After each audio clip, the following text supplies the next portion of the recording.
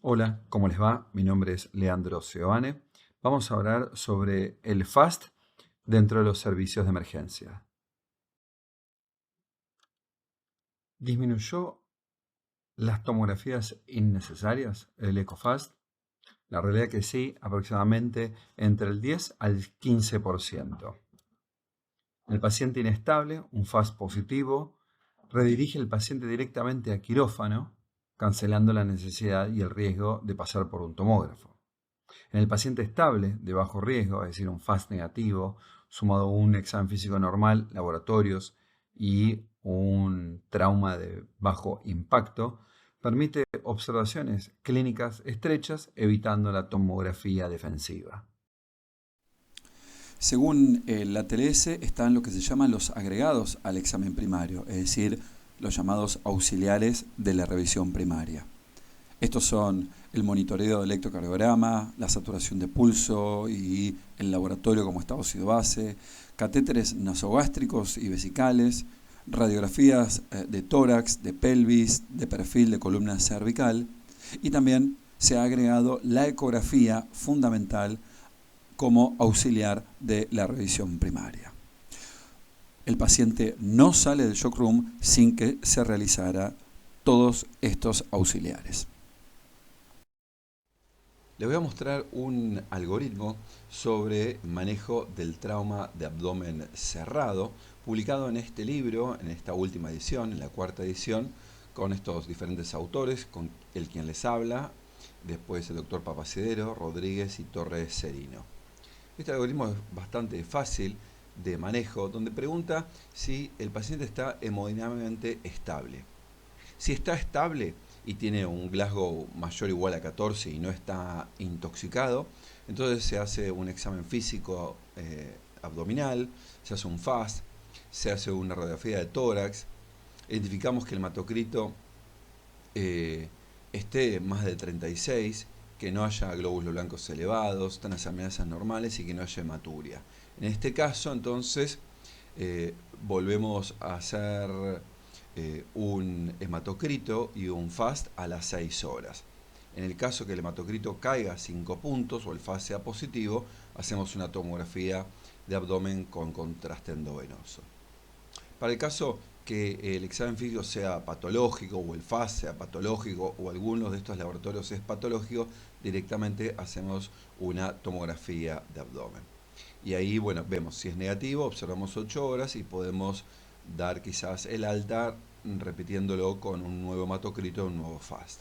Y si, bueno, si la tomografía es positivo, hay que ver si el paciente sigue estable y se puede realizar un manejo no operatorio. En el caso que el paciente esté hemodinámicamente inestable, hacemos rápidamente la ecografía. Si es positivo, entonces hacemos una laparotomía.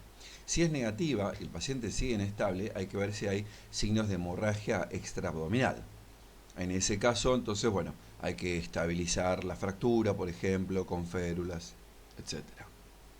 En el caso que no haya signos de hemorragia extraabdominal, y bueno, hay que hacer una resucitación y tratar de hacer, una vez que esté estable el paciente con mejor presión, hacer una tomografía computada de abdomen.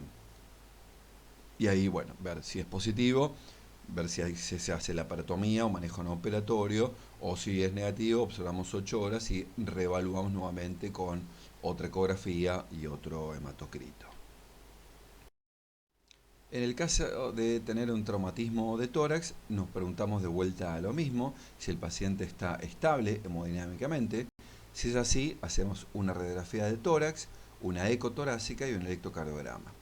Y ahí nos preguntamos, ¿hay algún mecanismo de desaceleración rápida?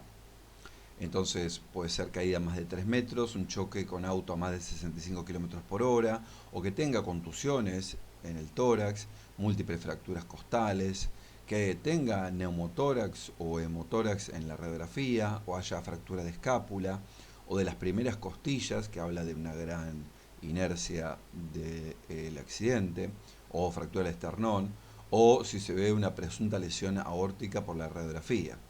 Si hay algo de esto, entonces tenemos que hacer una tomografía computada de tórax. Para el caso que no haya nada de esto, entonces Si el paciente está sintomático, le damos el alta, y si está asintomático, bueno, observamos nuevamente y a las 6 horas repetimos la radiografía o la ecografía torácica. Si el paciente tiene un trauma de tórax y está hemodinámicamente inestable, bueno, hacemos rápidamente un ABC con EFAST, con radiografía de tórax, con electrocardiograma, troponina, CPK, identificamos la causa que compromete la vida. Es decir, tiene un neumotórax hipertensivo, entonces drenamos. No lo tiene, pero tiene un neumotórax normotensivo, bueno, entonces lo que podemos hacer, y aparte si tiene un hemotórax, y bueno, va a haber que drenarlo, un tubo de tórax en el quinto espacio, en la línea axilar media. Bueno, no tiene nada de esto, bueno, entonces capaz que está inestable porque tiene un taponamiento cardíaco. Bueno, veamos si tiene las yugulares positivas, si tiene un microvoltaje en el electro, si en el FAST tiene derrame pericárdico, ¿sí? Bueno, si es así, entonces hay que hacer una pericardiocentesis. Y si persiste inestable, a pesar de que todo esto descartamos todo, bueno, va a haber que hacer una toracotomía y ver qué es lo que le pasa. Si el paciente está ya estable, hacemos una tomografía de tórax con contraste endovenoso. La tomografía computada de cuerpo completo en trauma cada vez es más frecuente para la evaluación de pacientes con múltiples lesiones. Su uso rutinario sigue siendo discutido por la falta de guías claras y la gestión de hallazgos incidentales. Los hallazgos incidentales en un estudio, el 54% de los pacientes tuvieron estos hallazgos, de los cuales el 5% requirió un estudio adicional. La edad avanzada se asociaba con mayor hallazgos incidentales. Rendimiento diagnóstico. Un modelo predictivo tuvo una sensibilidad del 95%, pero una especificidad muy baja del 59% para hallazgos significativos con la tomografía computada en el trauma. Es importante destacar que las organizaciones médicas principales no recomiendan la tomografía de cuerpo completo como método de detección temprana en el cáncer, en personas sanas sin síntomas, ya que los riesgos suelen superar los beneficios potenciales. El riesgo general del cáncer. Estos riesgos en adultos tras la tomografía computada aumentaron de forma desproporcionada, con un odds ratio combinado de 5.89, basado en 111.000 millones de participantes adultos en este trabajo publicado en el 2022.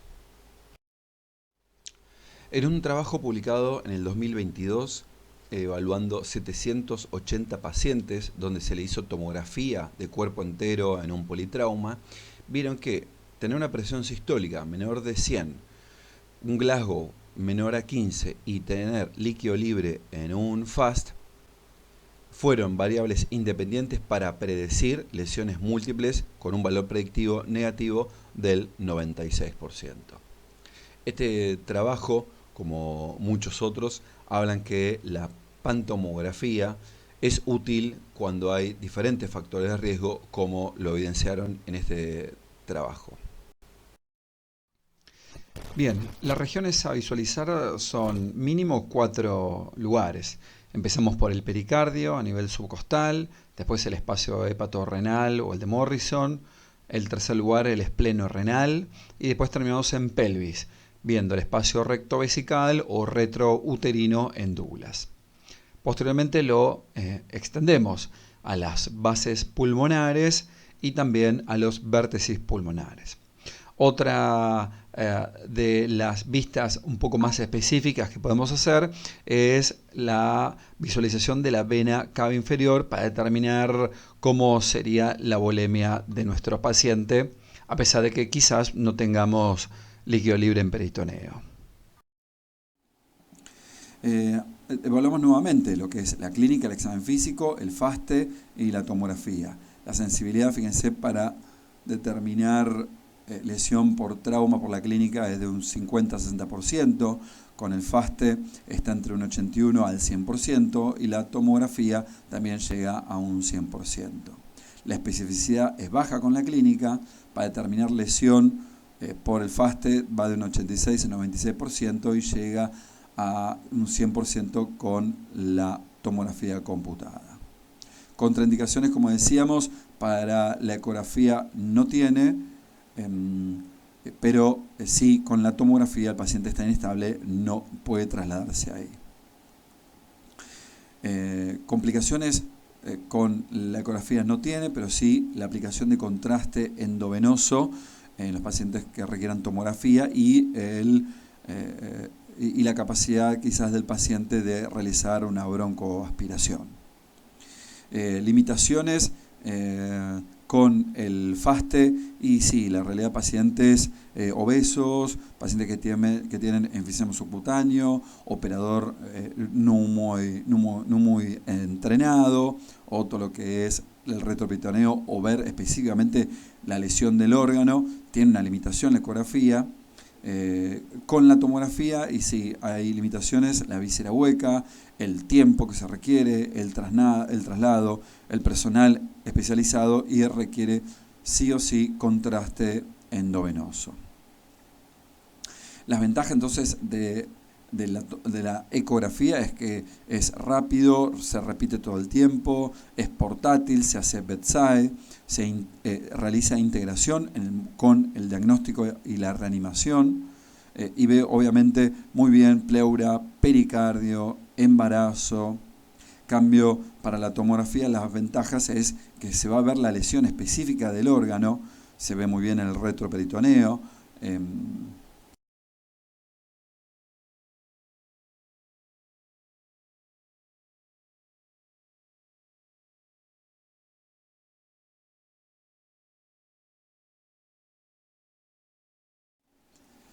Bueno, vamos a ver entonces las limitaciones del FAST extendido.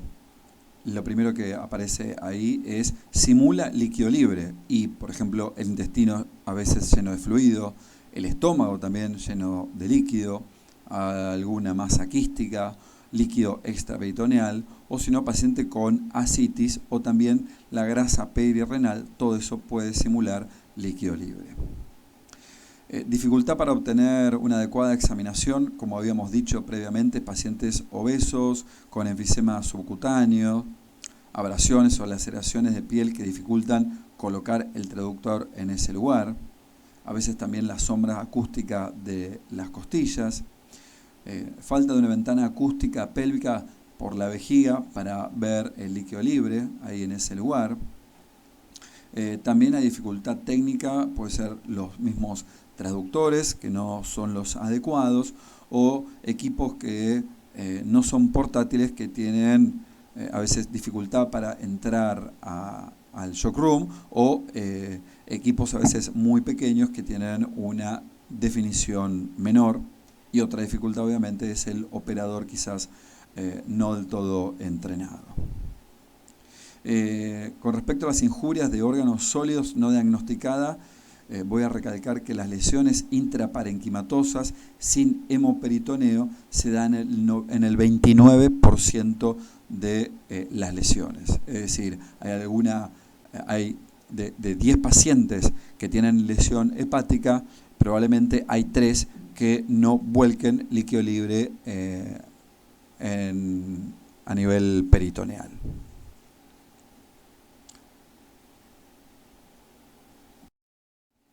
Entonces, en este gráfico lo que vemos es la localización del líquido abdominal en pacientes con lesiones por trauma intraabdominal. Entonces, para determinar líquido libre de todas las injurias, el Morrison es en donde se visualiza siempre el 97% de las lesiones. Si nosotros vemos cuando hay injuria específica del vaso, en el Morrison se visualiza el 71% de las lesiones. Cuando hay lesión del hígado, en el Morrison también se ve en el 77% de las lesiones, o si no, a nivel gastrointestinal o retroperitoneal, siempre el retroperitoneal va a ser el que va a cantar siempre la imagen anecogénica de líquido libre. Fíjense esta imagen donde se visualiza muy bien una imagen anecogénica, una línea negra anecogénica que divide el hígado del riñón. Vean acá este video, donde se ve entonces líquido libre aquí, una línea anicogénica, pero también lo vemos un poquito más acá arriba.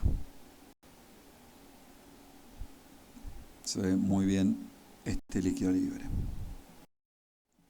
Fíjense acá entonces el espacio de Morrison, no se ve nada por ahora, riñón, hígado, pero sí, si apuntamos un poco más para arriba, empezamos a ver un poco de líquido libre. Entonces, no se queden solo con la imagen esta de el riñón y el hígado, sino pivoteen y miren un poco más para arriba para identificar en este caso pequeña cantidad de líquido libre. Acá se ve muy bien la imagen anecogénica del líquido libre aquí a nivel del Morrison, y para que sepan, este era un paciente que había tenido una caída de su moto, tenía una pequeña laceración esplénica, no tenía líquido esplenorrenal, pero sí tenía aquí en Morrison. Esto es para recalcar un poco el cuadro que les mostré previamente, donde casi todas las lesiones intraparenquimatosas abdominales por declive generan líquido a nivel del Morrison. Bien, acá vemos una tomografía computada con contraste, ¿sí?, donde se ven unas imágenes donde no se tiñe con el contraste endovenoso, es decir, habla de que hay lesión hepática, y ecográficamente esto corresponde a esta imagen mal definida, levemente hiperecogénica. Por tanto, es difícil de visualizar lesiones intraparenquimatosas por ecografía si es que no son extensas. Bueno, acá un paciente de 15 años, caído de motocross con contusión en el hemitórax derecho, y lo que se visualiza es una leve hiperecogenicidad sobre el lóbulo hepático acá derecho, ¿sí?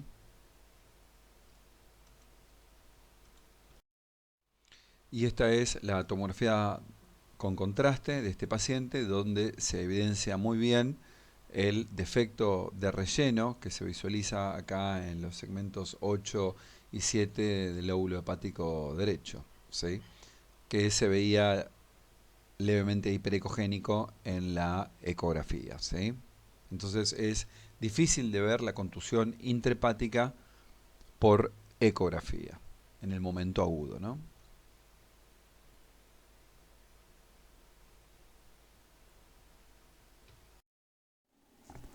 Bueno, aquí en la tomografía computada sin contraste se visualiza dos imágenes, una es esta que está aquí y otra imagen esta que está acá. Es decir, hay un hematoma intraparenquimatoso que se vería mucho mejor con contraste, que no lo tiene, y un hematoma subcapsular. Por ecografía vemos el hematoma intraparenquimatoso más hiperecogénico, y el hematoma subcapsular hepático lo vemos anicogénico acá con algunos ecos, con algunos septos. Bien, aquí tenemos otro paciente donde se ve muy bien el vaso, pero fíjense de arriba cómo está despegada la cápsula y se ve el hematoma subcapsular.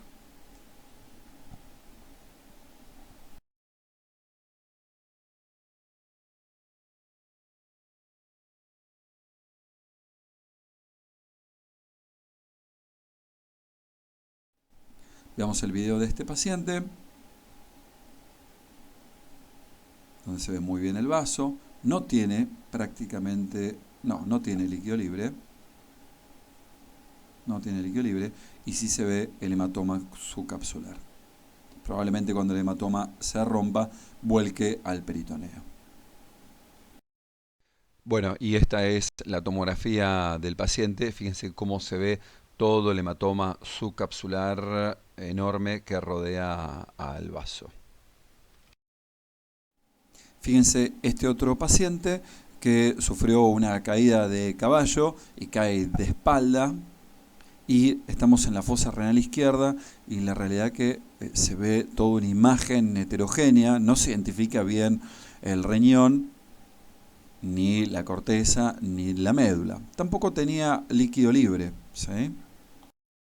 Aparentemente aquí estaba el riñón, se trató de medir algo, pero muy heterogéneo, sin bordes netos.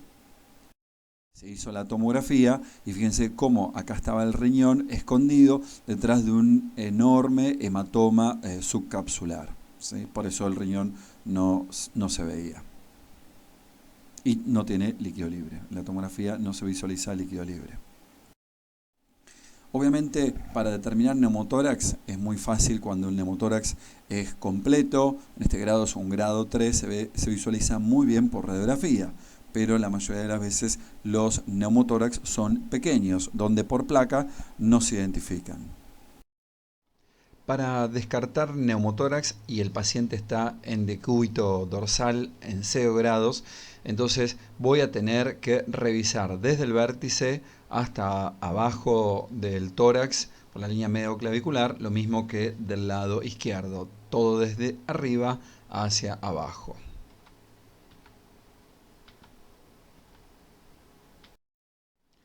En cambio, si el paciente lo tengo en 30 grados, o lo puedo colocar en 30 grados, es decir, sacarlo del decúbito dorsal estricto, lo pongo en 30 grados para descartar neumotórax, con simplemente verle el vértice y evidenciar que tiene un correcto sliding, entonces directamente ya no tengo que recorrer todo ese hemitórax. Entonces, los neumotórax pueden aparecer por un traumatismo torácico, un barotrauma asociado a la ventilación mecánica o cateterización venosa central, yugular o generalmente subclavia. ¿Cuáles son entonces los signos ecográficos? Ausencia del deslizamiento pulmonar, que lo visualizamos mucho mejor en modo M, y la persistencia de las líneas A. Acuérdense que las líneas A es la reverberación de la pleura. Como la pleura parietal persiste, va a persistir también la reverberancia de las líneas A. Entonces, los signos es ausencia del deslizamiento pulmonar o el sliding, o ausencia del camino de hormigas, como le llamo, y también la persistencia de las líneas A. Fíjense entonces acá como el sliding se ve muy bien del hemitórax derecho, se ve perfectamente bien el camino de hormigas, el sliding, y cambio del otro lado, del lado izquierdo, visualizamos que el paciente está inspirando, pero acá no se visualiza el camino de hormigas. De hecho, está también presente la línea A. Sliding positivo, no hay neumotórax. Sliding negativo, hay neumotórax. ¿Cuál es la cantidad de líquido libre que tiene que haber para que sea un FAST positivo? La realidad es que hay muchos estudios. Uno de los primeros, publicado en el Journal of Trauma en 1995. Este estudio realizado por Bradney detectó que cuando se le infundía por lavado peritoneal diagnóstico líquido, se determinó que en el Morrison iba a ser visible recién cuando se administraba en el peritoneo 619 mililitros. Para que en la pelvis podamos ver líquido libre, tiene que haber por lo menos 100 mililitros de sangre. En el Morrison, como recién dijimos, tiene que haber por lo menos 600 mililitros de sangre para que sea positivo el FAST. ¿Y el Trendelenburg aumenta la sensibilidad? Bien, ¿qué pasa entonces con los FAST negativos? Ya se vieron muchas publicaciones. Una de las primeras es la de Hele y Abrams, donde decía que se sensibiliza el FAST con la posición de Trendelenburg. El trabajo de ellos está publicado en la American Journal of Emergency Medicine en 1999, ya más de 20 años, donde hicieron un trabajo chico pero muy interesante. Agarraron pacientes en trauma, hemodinámicamente estables, donde hicieron lavado peritoneal diagnóstico. Los que les dio positivo los descartaron del trabajo. y los que tenían un lavado peritoneal negativo le fueron poniendo 100 mililitros y haciendo ecografías, otros 100 mililitros y haciendo ecografías. Un grupo se le hicieron la ecografía en posición supina neutra y otro grupo en Trendelenburg 5 grados. ¿Y qué vieron entonces? Que detectaron una diferencia significativa en los pacientes que tenían líquido libre. En la posición de Trendelenburg se le empezó a ver cuando ya se le había instilado 400 mililitros. En cambio, los pacientes que estaban en la posición supina neutra, recién el FAST fue positivo cuando había 700 mililitros dentro del peritoneo.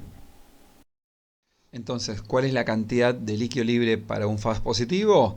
En el Morrison, por lo menos 600 mililitros para que sea visualizable.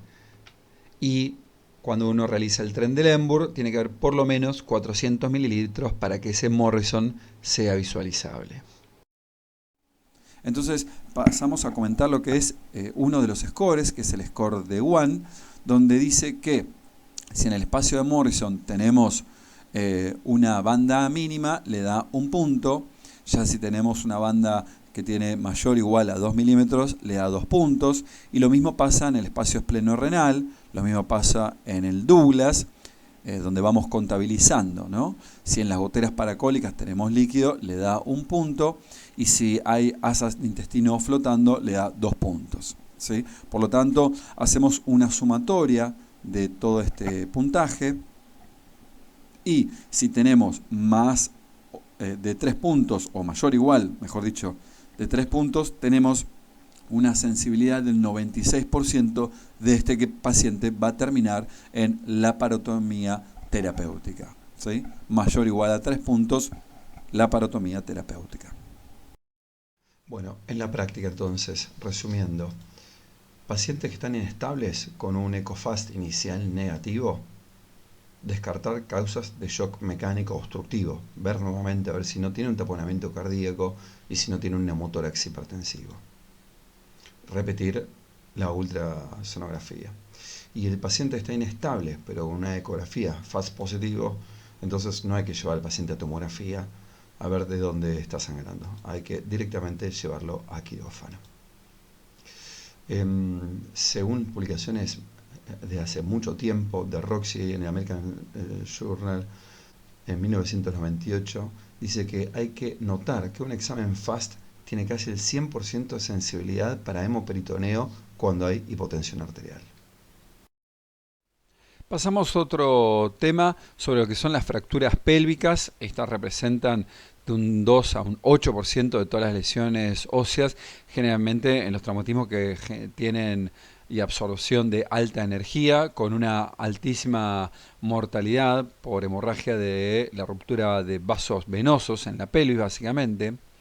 Según la clasificación de John Burgess, distingue que estos mecanismos combinados, siendo la tipo 1-3, están asociados a un shock en un 30 a 67% de los casos. La colocación de la prensa pélvica en fracturas inestables ayuda a contener la hemorragia y estabilidad de la pelvis, siendo una medida provisional y no rutinaria. La extensión del EFAST con evaluación de la sínfisis pubiana permite identificar rápidamente fracturas inestables, facilitando decisiones inmediatas en el lugar y durante el traslado. Les voy a mencionar este artículo publicado en la Emergency Care Journal del 2024, donde habla de la eficacia del EFAST con extensión a la sínfisis pubiana en trauma pélvico. Es un review hecho por italianos que hablan que el EFAST PS, es decir, extendido a la sínfisis pubiana, incorpora un escaneo adicional para identificar esta sínfisis y poder ver las fracturas de pelvis en puente abierto o en la open book de la pelvis. Esta adición del escaneo no genera problemas, aumentando la seguridad de los pacientes con fracturas y también con inestabilidad hemodinámica. esta evaluación ultrasonográfica debe integrarse en la evaluación clínica global para facilitar decisiones en el trauma público, intra y extrahospitalario. La extensión EFAST-PS, propuesta ya desde el 2009, evalúa la sínfisis púbica con ultrasonido lineal para detectar una diástasis mayor a 2.5 centímetros como indicativa de open book, es decir, una fractura de pelvis en puente abierto. Fíjense del lado izquierdo, como la sínfisis pubiana la evaluamos bien con el traductor lineal. Acá está diastasada de 2.8 centímetros y la tomografía al lado derecho, como se ve muy bien la diástasis en 2.5 centímetros, es decir, una open book de fractura de pelvis. Entonces, esta diástasis sugiere una ruptura de ligamentos y vasos, permitiendo decisiones inmediatas para la colocación de un dispositivo de compresión pélvica. La evaluación ultrasonográfica extendida con el escaneo de la sínfisis púbica es una herramienta muy valiosa en el trauma mayor. Bien, un caso clínico es un paciente de 40 años de edad, masculino, que ingresa por una caída de caballo de más de 1,5 metros de altura. Estaba hemodinámicamente estable, pero con dolor muy importante a nivel costal derecho. Acá tenemos la radiografía de tórax, que se visualizan un par de fracturas costales, aquí arriba, aquí también, no sé si en este arco posterior también, pero hay varias fracturas costales. No se ve el seno costofrénico ocupado, no parecería que tenga hemotórax, ni tampoco se visualiza que tiene neumotórax. Hacemos la ecografía. Entonces realizamos el FAST y a nivel del cuadrante superior derecho nos apuntamos bien para arriba, donde visualizamos aquí entonces el diafragma. ¿Y qué es lo que visualizamos aquí? Vemos una imagen de consolidación, ¿sí?, con broncograma aéreo, que esto es una contusión pulmonar y una mínima cantidad de líquido, es decir, de hemotórax. ¿Sí? Entonces, contusión con hemotórax. Al paciente lo ponemos entonces en 35 grados, del vértice izquierdo visualizamos con traductor planar, como se visualiza muy bien el sliding, pero nos vamos con traductor convexo, en este caso, al vértice derecho y vemos cómo el paciente está respirando, pero acá no se visualiza el camino de hormigas, no tiene el sliding. Característico de un neumotórax, que en este caso no se visualizaba por la radiografía. Bueno, y como conclusiones, decimos que todos los algoritmos de trauma, tanto abdominal o de tórax, llevan al EFAST desde el inicio diagnóstico. La pantomografía no está avalada aún por ninguna sociedad de trauma. El riesgo de pantomografía conlleva un aumento de 5.8 veces más de cáncer por irradiación. La tomografía está focalizada a traumas de alto impacto y a FAST positivos. El Morrison es la zona de mayor acumulación de líquido en cualquier lesión intraabdominal. El 29% de lesiones parenquimatosas no vuelcan sangre en el peritoneo en el tiempo de ingreso, de inicio. Por lo tanto, habría que observar y repetir todas las ecografías a las 6 u 8 horas. La extensión del EFAST-PS, es decir, de sínfisis pubiana, evalúa la sínfisis para detectar diastasis mayor a 2.5 centímetros, indicativa de fractura en puente abierto. Bueno, muchísimas gracias por su atención.